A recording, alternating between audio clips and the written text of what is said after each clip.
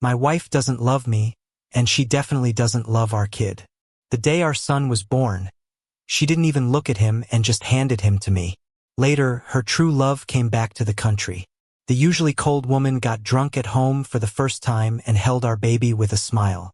Surprised, my son wrapped his arms around her neck and quietly asked me, "Dad, what's wrong with Auntie?"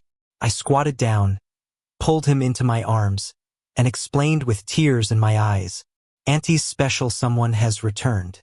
We shouldn't bother her anymore, so we have to move out." After putting my son to sleep, I went back to the guest room to draft a divorce agreement. This year marks the 7th year of my marriage to Betty. Also, the 7th year we've been living apart. Now I'm finally ready to let her go. Knock knock. The door opened, and my 7-year-old son, holding a toy plane, found me. "Dad, are we really moving?" He looked at me, a longing in his eyes. "But Auntie held me tonight. Does that mean she's finally beginning to like me?" I paused for a moment, feeling a bit lost. 7 years of marriage, and Betty never let him call her mom. When he was 2, she walked back with him from the supermarket after he accidentally called her mom. By the time they got home, he'd fallen so many times. His knees and palms were scraped raw. At 4, it took weeks of pleading before Betty agreed to take him to an amusement park. Again, he accidentally called her mom, and she let go of his hand, letting him get lost in the crowd. When we found him, he was curled up in a bush, crying so hard he almost passed out. After that, he learned to call her Auntie, and our family became a joke. Thinking about this made my nose sting, and I couldn't help but hug my son tight. "Jack, Auntie's special someone is back. We can't stay here anymore." My son's expression dimmed, then he eagerly held up the toy airplane to me. "But Dad, Auntie gave me this gift tonight. If she doesn't like me, why would she give me a gift?" His face was full of hope, desperate to prove he was loved by his mother. I opened my mouth but couldn't say anything. How do I tell him? Do I say Betty is happy because her love returned? Or that this gift isn't really meant for him? I couldn't speak. I swallowed the lump in my throat, and like before, protected my son with a sugar-coated truth. I kissed his forehead and wiped away the tears he couldn't see. As a father, no matter how much it hurt, I wanted to protect this illusion. I endured the pain and forced a smile. "Jack, if Dad wants to take you away from Auntie, would you come with me?" He stiffened a bit and then quietly said, "Can we not go? I haven't properly called her mom yet." I clenched my lips tightly. "Jack, Auntie doesn't want us in her home. Dad will take you away, all right?" He pulled back, holding the plane model close for a long time before speaking. "I want to give Auntie 3 more chances. If she really doesn't like us, we'll leave her forever." Closing my eyes, I agreed to his request. "Okay, Betty, my son, and I will give you 3 more chances. After that, there's no place for you in this family." Today is Friday. It's also the day Betty's special someone returned to the country. They were college sweethearts and got engaged after graduation. But a month before the wedding, Nick fell for a French woman. He left Betty without a second glance to chase true love in France. After that, they went their separate ways. Betty was down about it for quite some time. That's when I became her assistant. One drunken night, we had a child together. I became her secret husband, and she couldn't bring herself to accept my child either. I printed the divorce agreement from last night and started drafting my resignation letter. Unlike my son, I'm used to Betty's coldness. I'm not foolish enough to wait for her to change. 7 years were enough to crush all my hope. "Henry, are you really resigning?" A coworker spotted my screen and asked quietly. I smiled and replied with an excuse I'd prepared. "Yeah, the kid's mom is overseas. I figured we'd join them, make it a family reunion." He nodded. "A wise decision. It's tough raising a kid by yourself back home. You know, we all thought you were a single dad." I had to chuckle bitterly. I wasn't a single dad, but I was worse off than one. My eyes stung, but I smiled anyway, keeping other people in the dark. After submitting my resignation, Betty walked in with Nick. He led the way, smiling warmly. Following him, Betty's gaze never left him. A colleague nudged me. "Henry, see that? Betty's finally opened up." I forced a smile while my heart poured rain. It only takes 10 years for a tree to bloom. But Betty, even if I waited a lifetime, she wouldn't look my way. As they were passing by, I couldn't help but call out to her.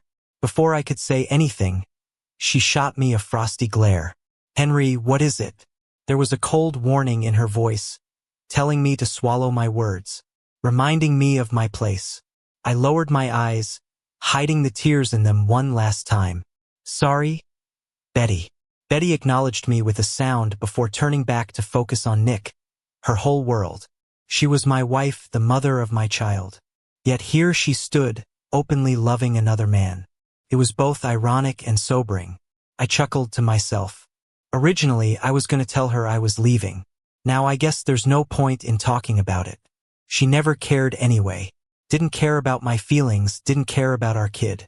And definitely didn't care about this sham of a marriage. Back at my desk, I got a call from my son on his kid's watch. "Dad, there's a parent-teacher meeting tonight. We get out early today. Aunt Wendy is dropping me off to see you." I froze for a second, instinctively getting up to leave. Then I saw Betty fixing Nick's hair. Not far away, my son stood with his backpack. A little guy at the elevator, staring blankly as his mom got all cozy with some stranger. With that kind of tenderness, that kind of patience. My son and I have seen this before. Just as I was about to take him away, Betty noticed our son. She tensed up and pulled her hand back instinctively. But then, she walked past him with that guy, slowly but surely, like she didn't even know him. A pang hit me in the chest, and I hurriedly took my son back to my desk. Before I could explain, my son's eyes reddened, and he asked, "Dad, is that the guy Auntie likes?" In that moment, I couldn't find any words, only nodded with tears in my eyes. My son didn't ask anything else, just quietly took out his homework. But he couldn't stop his tears from soaking the paper. I hugged my son, my whole world. "Betty, you've got 2 more chances before we leave." After packing up, my son and I were ready to go home. On the way, he asked, "Dad, can Auntie come to the meeting tonight?" In 7 years of marriage, Betty had never been to my son's parent-teacher meetings. Seeing the hope in his eyes, I couldn't say no, so I sent Betty a message. "Our son has a meeting tonight. Do you have time?" The message went out, and just like before, it felt like it sank into the ocean. My son looked down, hugging his backpack, and asked, "She doesn't want to come, does she?" Then he smiled knowingly, pretending it didn't matter. "It's okay. Auntie's busy, I understand." Hearing my son's mature words, I felt like a massive stone was crushing my chest. It hurt so much I could hardly breathe. Just as I was about to say something, my phone pinged. It was a message from Betty. "I have time, I'll come." Joy overwhelmed me, and I couldn't wait to show my son the message. "Jack, did you see? Mom said she's coming." He froze for a moment, then quickly broke into a big smile. After 7 years, Betty was finally willing to attend our son's meeting. With Betty's assurance, my son was excited the whole way. He chatted about how many times the teacher praised him, how many high scores he got, and how many awards he won this semester. He also told me that he got elected as the class monitor, and the teacher would announce it at the meeting tonight. Then my son asked, "Dad, will Mom like me more because I'm doing so well in school?" I froze for a bit, then just felt a deeper ache, silently hoping Betty wouldn't break her promise. Before we leave, I hope my son's wish comes true, even if it's just us fooling ourselves. The clock on the wall ticked on, and the meeting time got closer and closer. Betty still hadn't shown up, but Nick's social media updated. In the picture, Betty sat beside an unfamiliar little boy, teaching him to build Legos. Caption, "Future Great Mom." I turned my head, looking into the living room. My 7-year-old son quietly playing with Legos on the couch. Same Legos, same age, same need for companionship. But Betty never was there for him. Sensing my gaze, my son's look was cautious as he asked, "Dad, is Mom busy again?" I stared into my son's eyes, unable to tell him. His mom wasn't busy. She was with other kids. I couldn't say anything. I just hugged him like I had many times before, reassuring him, "It's okay, you've got Dad." Dad will always be here with you. My son, understanding as ever, didn't ask further, though his eyes turned red. On the way to school, neither of us mentioned Betty. It was as if she never promised anything, as if there were only the two of us all along. Betty, you've got one last chance. After parking, I walked with my son into the school. But when we stepped into the classroom, I froze. Betty? Mom? Betty sat by the window. Hearing us, she turned with surprise in her eyes. What are you doing here? Her surprise made me pause, a bad feeling rising in me. It's been 6 months since my son started school, and Betty didn't even know his class's name. My son didn't hear, cheerfully running towards her. Mom, you... Betty frowned. What did you call me? His face froze, then naturally changed the term. Auntie, you're sitting in the wrong spot. My seat's up front. He looked at Betty, eyes full of joy. It's Betty's first time at a meeting for our son. Her first time keeping a promise. But that excitement didn't last long. Betty avoided his eyes. I'm not sitting wrong. This is my spot. My son froze, ready to speak, but got pushed aside. Move. That's my mom. Instinctively, I pulled my son to me. Betty stood up as well, but stopped when she saw Nick's shocked look. She stepped back, pulling the boy behind her, awkwardly said, Mike didn't mean it, I apologize for him. My son and I were stunned. Such protection, such care, our son never had it. Who is he? I asked softly. Betty froze, glanced at me, and a bit of guilt flashed in her eyes. Just a friend's kid. Really? I murmured, already knowing inside. This was the boy from Nick's photo, the one Betty was willing to spend time with. Sure enough, Nick walked in with a bottle of water the next second. He was surprised to see us and said, Henry, are you here for the parent-teacher conference? Where's the kid's mom? I glanced at Betty instinctively, but she avoided my gaze. I knew she was afraid I'd reveal her secret. My mind drifted back to the day Nick returned to the country. Betty, usually so composed, got insanely drunk that day. It was the first time she ever smiled when her son called her mom. My son and I thought our happiness was finally here. But in the next moment, Betty whispered Nick's name. That's when I understood she had mistaken us. I held my son's hand tighter, just as I was about to speak, but my son beat me to it. My mom isn't in the country. She's very busy. I don't want to disturb her. His words shocked both of us. I couldn't believe it and looked down. All I saw were my son's slightly teary eyes. He looked at Betty, forcing a mature smile. Then he said, Aunt Betty, Dad and I are going to go now. At that moment, all the sadness filled my chest. As I turned away, Betty grabbed my arm. What did Jack just say? She was shocked, looking at our son, as if confirming something. Was it because the kid who used to cling to her had now learned to keep his distance? I managed a sarcastic smile. Nothing, the parent-teacher conference is about to start. I shook off her hand and led my son to seats at the front. As we sat down, I could feel the intense gaze at my back. But no matter how heated it was, it couldn't warm the heart. The parent-teacher conference began as planned. Holding my son, I hoped the teacher would speak sternly to drown out the warm exchange behind us. The teacher mentioned my son, announcing he was this semester's class president and asked him to come up and speak. But my son refused. He didn't want to face Betty sitting with that kid. He couldn't accept that his mom would rather be at a school meeting for someone else's child and not let him call her mom openly. When it ended, I took my son to the teacher's office to withdraw him from school. When we walked out of the gate, we bumped into Betty waiting for someone. She stood by the road, looking like she'd been there a while, holding a stick of cotton candy. Why are you out so late? Let's head home together, said Betty, extending the cotton candy to my son. Going home together. Once my son and I longed for this. Now it just felt like an insult. My son reached out and took the cotton candy, finally smiling after a gloomy evening. Seeing his hopeful eyes, I softened inside and was about to agree when she said, Nick's kid is a transfer student and didn't participate in the class competition. Maybe you could suggest to the teacher that he not be class president and give Mike a chance. That casual remark turned our hearts cold. Sure enough, all gifts come with hidden costs. just like this cotton candy. Okay? Aunt Betty. It was my son's voice. He stuffed the cotton candy in his mouth, eyes still red.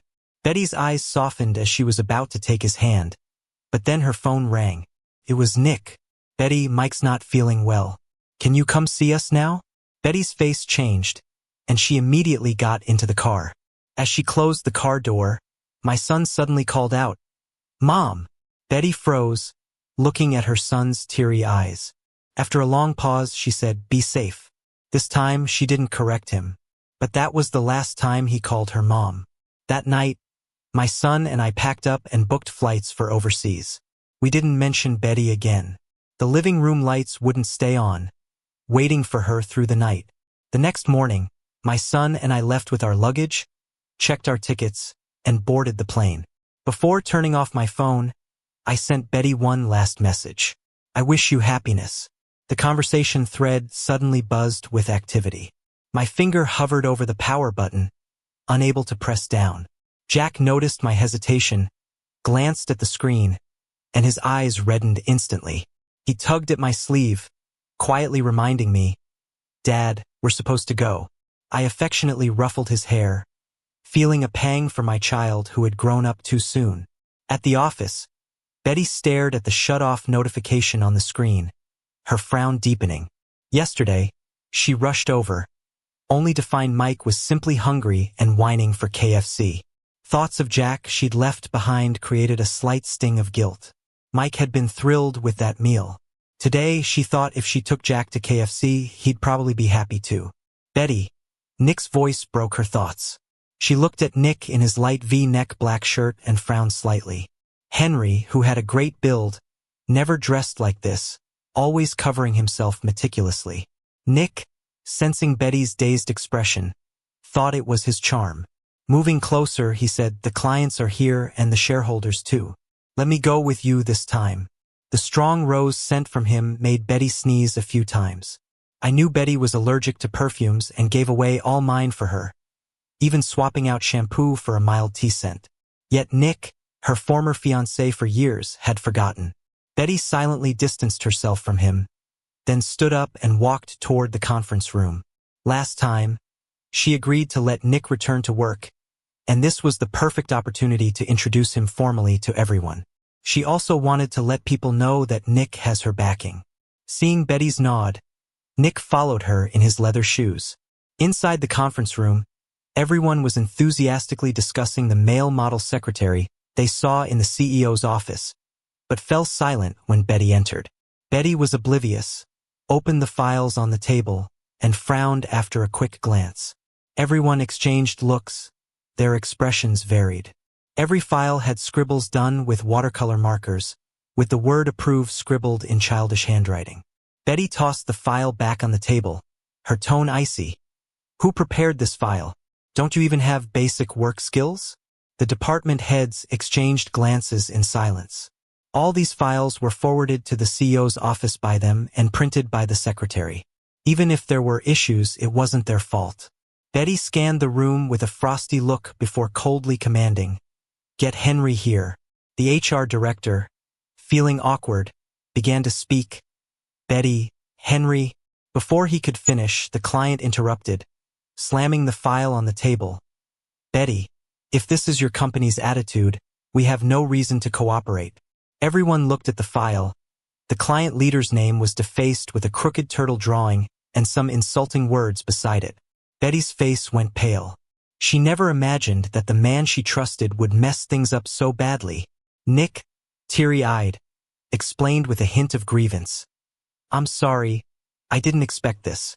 The client wasn't nice about it, snapping back, "And who are you?" "I'm talking to Betty." Betty rubbed her aching temples, stood up, and apologized. "I'm sorry. This oversight is my fault.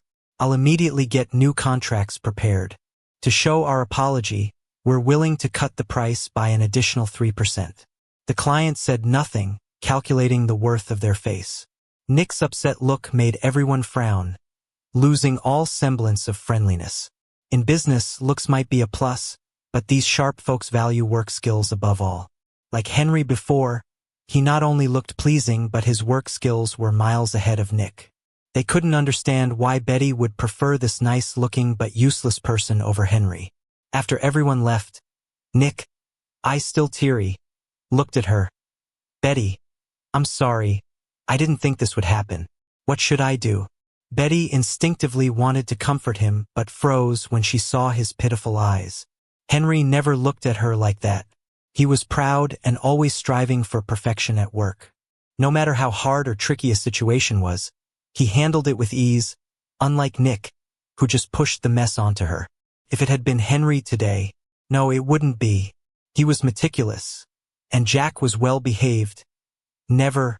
Thinking of this, Betty's pained gaze slowly cooled as she looked at Nick again. "Now calm. You should leave for now. Don't get involved in the rest." Nick hesitated, surprised at Betty's distant attitude. "Betty, out." Betty's tone turned cold as she lost patience. Nick bit his lip and reluctantly walked out. Betty slumped powerlessly into her chair, her head filled with memories. 7 years ago, I stood out among many outstanding job seekers, hand-picked by Betty to be her assistant. Back then, I was just a rookie without status or a great background, not even good-looking. I could barely grasp the most basic contract terms. Many speculated I was just a man living off Betty. I worked desperately to stand by her side legitimately. At work, I'd ask veterans for advice despite their disdain, always carrying a notebook to jot down all her preferences. After hours, I'd teach myself French, German, even Esperanto, striving to be her reliable support. At business events, I could instantly list everyone's favorites, skillfully helping her deal with tough clients. Whenever she needed me, I'd appear by her side. Gradually, I became indispensable to her personally and professionally. Everyone envied Betty for having such a top-notch secretary like Henry, and she was pleased to have such a capable assistant. Sadly, everything was ruined that night. From the gold standard secretary in her heart, I became a schemer supposedly trying to seduce her. All my efforts seemed, in her eyes, just ways to get closer. She once admired me deeply but now holds me in equal disdain, to the point that even our child doesn't get a shred of care. In her mind, if Nick was the one with her, life wouldn't be like this. Now, she's got what she wanted, but thinking about today's incident makes her feel regretful. Seeing today's flashy Nick, nothing like the love she lost. Maybe her feelings changed long ago. Maybe she doesn't love Nick that much anymore. Maybe she loves it. Betty rubbed her temples, trying to get rid of that crazy thought. But she couldn't help thinking about Jack's face. She might not love me, but the kid is innocent. With that in mind, Betty took out her phone and quickly typed a message. "Pack up, I'll pick you up later." Sensing the harshness of her tone, she adjusted it. "Let's take Jack to KFC tonight." Betty read it over twice and finally took a deep breath before hitting send. The whole afternoon, the message felt like it sank into the ocean. No reply came. Betty picked up her phone again and again, only to put it down disappointed every time. Nick came over with coffee, placed it on the table, and softly said, "Betty." Betty stared at the blank screen, not even glancing at him. With a tone of frustration she didn't even realize. "Just leave it and go. And in the future, call me boss at the office. Even if I got you in here, we need to avoid suspicion." Nick looked so pitiful. Betty looked up, frowning slightly, and called the secretary on the intercom. "Nick's not quite fitting in yet. Have him rotate through the departments. He can come back after the evaluation period." When Nick was led away, still looking pitiful, Betty wasn't moved in the slightest. As it got closer to quitting time and she still hadn't gotten a reply, she found herself surprisingly patient. She thought of all the times she'd go out with her only to be left halfway.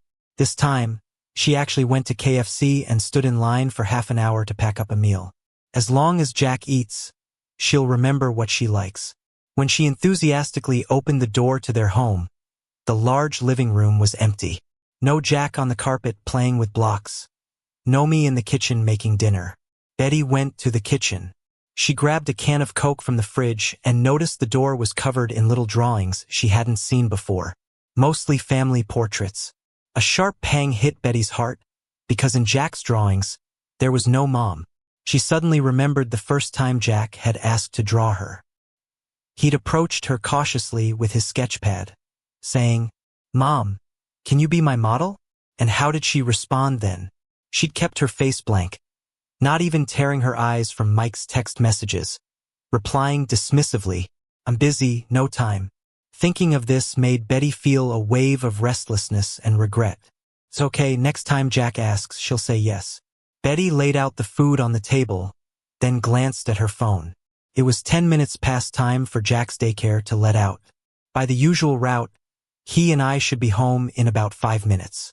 She nervously arranged the fries and carefully squirted ketchup into a heart shape on a white plate. After getting everything ready, she sat at the table, anxiously watching the door. 5 minutes, 10 minutes, 20 minutes went by. The door and the phone stayed silent, making Betty's heart feel like it was being pulled apart by an invisible hand, leaving her tense and uneasy. Finally, after half an hour, there was a gentle knock at the door. Betty happily went to the door. "Jack, guess what I got for you today?" She didn't even get the words "surprise" out before her smile froze on her face. "What are you doing here?" There at the door, Nick stood awkwardly with Mike. Noticing Betty's unfriendly tone, he said awkwardly, "Mike knows he messed up big time and insisted on coming to apologize to you himself. I also have some work matters I wanted to discuss with Henry. After all, he used to." Betty looked at the father and son, clearly feeling wronged, yet she didn't want to face the scrutinizing eyes of the neighbors. She slightly stepped aside and let them in. Mike quickly spotted the KFC on the table and was about to reach for it, but was stopped by Nick's stern gaze. He lowered his head and said, feeling aggrieved, "Mom, I was wrong. I shouldn't have scribbled on your papers." Seeing Mike's pitiful face, Betty softened a bit. Jack often looked at her with those same eyes. Thinking of her son made her uneasy again. It's been so long. Why aren't Henry and Jack home yet? She ignored the two of them, picked up her phone, and walked into the kitchen to call my number, but it was still off. She pressed her lips together and hesitated for a moment, then dialed the office number to ask about my absence from work today. But then she heard a loud noise from the living room. When Betty came out, she saw Mike standing on the base of a partially destroyed Lego set. Tiny bricks scattered all over, leaving the living room in chaos. Nick's stern voice frightened Mike into dropping the half-eaten tart on the floor, and he scurried, crying to Betty. In the past, whenever he got into trouble and his dad wanted to scold him, Betty would protect him like his mom. He thought this time would be the same. Nick, seeing the boys move, didn't stop him. Instead, a trace of satisfaction flickered in his eyes. But this time they were both wrong. Betty pulled out her phone, snapped a few photos, and sent them to her lawyer.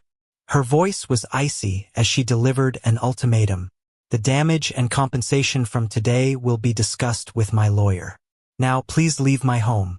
Nick, feeling both wronged and incredulous, responded, "Betty, it's just a toy. How about Mike apologizes to Jack?" Gazing at the shattered pieces, Betty's voice was soft but made Nick shiver. This was Jack's championship prize from the Lego competition, the only one in the world. "Do you think an apology will fix this?" Nick was speechless. Mike, however, was defiant. "I won't apologize.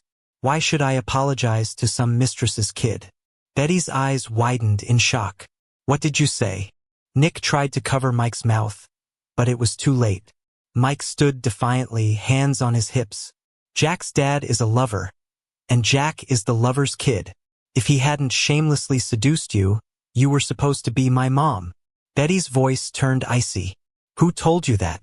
Mike shrank a little, glanced at Nick, but still shouted loudly. "After the last parent-teacher meeting, that's what kids at the kindergarten said. Only a lover's child is not recognized. His house, his mom, they should have been mine with Dad." Betty's face darkened as she recalled how she'd sternly stopped Jack from calling her mom during the meeting. Her behavior might have seriously hurt her son, something she hadn't considered before. Hearing it from other kids must have been devastating. No wonder Jack's face looked so disappointed. She felt a surge of regret. Betty, eyes red with anger, dragged Mike by the collar and tossed him out the door. Nick hurried over and helped Mike to his feet, accusing her. Betty, take your anger out on me. The kid's innocent. Betty heard Nick's pleas echo in her mind. Betty, misunderstand me all you want, but the kid is innocent. Show her some motherly love, please. She thought of that proud man. He never caved to her misunderstandings or coldness, except when it came to the kid. Betty angrily called security to remove them and then started frantically calling her office. By the time she reached the HR director, she was about to lose it. Hello. The line was noisy, and she heard the HR director soothing a child. Mommy has work to do, but I'll play Lego with you soon. All right? A child's soft voice came from the phone. Then hurry, or the big monster will take your room. The HR director laughed and replied, then moved to a quiet spot. Betty? What's up? The deep voice snapped Betty out of her thoughts. She awkwardly cleared her throat. What's the reason Henry is absent today? The HR director paused before responding. Henry resigned. What? Betty exclaimed, clenching her fists. The HR director hurriedly explained. Henry submitted his resignation the day before yesterday. He said his wife is working overseas, and he wants to reunite with his family and not come back. Betty gritted her teeth and asked, how come no one told me about this? The HR director hesitated a moment. Betty, you mentioned Henry was just a regular assistant, so his exit procedures followed standard company protocol and didn't need your senior approval. Seeing Henry's determination, I processed his resignation. Is there a problem? Betty listened, gripping her hand tighter, almost laughing in exasperation. How did she not know when Henry got a wife abroad? About to vent her anger, a child's voice suddenly came through the phone. Mommy, why aren't you here yet? The HR director's soothing voice followed. Soon. Be good for Mommy while she finishes the call. Okay? It seemed like every adult naturally spoke softer with a child. Betty listened in a daze, unavoidably thinking of Jack. She once had a complete family, didn't she? But it seemed like she lost it. She woodenly walked into the guest room, a place she hadn't stepped into in 7 years. Everything was as it was before except for the new divorce papers on the table. She flipped through the pages, the terms clearly outlining demands. The usually stoic woman's eyes suddenly welled up with tears. She hadn't expected the man she thought was greedy to only want Jack, not this home or her. Betty didn't go to work. She waited by the kindergarten early in the morning. She was waiting to see me drop Jack off with a smile. Unfortunately, she waited all day without seeing either of us. Pickup time, Mike ran out and immediately spotted Betty's Rolls Royce. Just as he was about to approach the car like he always did, Betty pulled him back. Where's Jack? Did you see him today? Mike looked at Betty with disdain. No. Maybe he knows he's just a lover's kid and didn't dare to come to school. Nick arrived to see the standoff, feeling more uneasy. Yesterday, as soon as he got home, he received 2 pieces of mail, a termination notice and a letter from a lawyer. He thought he'd already won Betty back, but it turns out her heart was already taken, by me and Jack. She just didn't want to admit it. When the principal found out who she was, his attitude shifted from surprise to disdainful. He didn't hold back his words. In all my years, I've never seen someone so eager to be another kid's mom. Every parent-teacher meeting, other kids would tease Jack about not having a mom. I really thought his mom had passed. Jack's dad had already completed the withdrawal paperwork for him. Apart from a stack of certificates, there was no trace of him left. Betty stood outside the kindergarten with the thick pile of certificates, tears streaming down her face. She finally realized she hadn't just lost a supportive husband, but also a remarkable son. The next time I saw Betty was at Jack's art exhibition. Over the past few years abroad, I had nurtured Jack's interest in art. Despite his young age, he'd already made a name for himself as a budding artist. He was invited to bring his work back home for a charity auction, with all the proceeds going to a shelter, as he wished. At the start of the auction, someone bid high on all of Jack's paintings. I had a hunch about who it might be. Sure enough, when the artist was thanking the buyer, Betty appeared.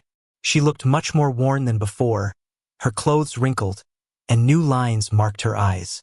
Even so, she still had a certain beauty. She stared steadily at us as she awkwardly accepted the flowers Jack handed her. During the hugging segment, I overheard her whisper, "I'm sorry, Jack. I lost you. Can you give Mom another chance, please?" Jack stiffened for a moment, then quickly stepped back, smiling politely. "Thank you, ma'am, for your donation. I hope you continue to support charity and help more kids find their mothers." Betty's eyes welled up again as she looked at Jack. But what good is love that comes too late? Betty's hurt will be a lifelong scar on Jack's heart. Even if he can forgive, I won't find it as easy. After the charity sale, Betty followed us to our home abroad. When the doorbell rang, I wasn't surprised to see her there with a guilty, nervous look in her eyes. She stood at the door and looked at me earnestly. "I never agreed to the divorce. I know I've been wrong, and I've reflected on it many times over these years. I want my family back. Will you give me a chance to court you properly?" I rarely stayed silent, but this time, after a pause, I let her in. I knew that sometimes Jack still cried for his mom, though he had grown and learned to hide his feelings. He was afraid of making me sad, so he never mentioned her. A month later, Betty knocked on my door again. "I've transferred my business abroad. I'm going to do my best to be a good mom from now on." Jack and I exchanged a knowing smile. "I believe she will,"